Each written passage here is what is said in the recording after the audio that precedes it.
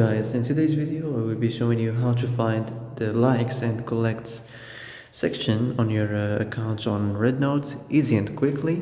So as you see, first of all click on it, and as you see here you will find the home section, and here you will find the messages, and on the bottom on the right you will find the messages section.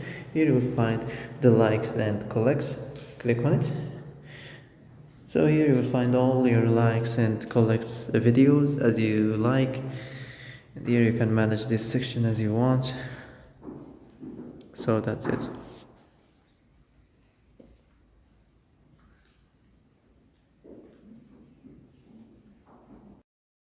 So that's it for today's video. I hope this is the answer you've been looking for.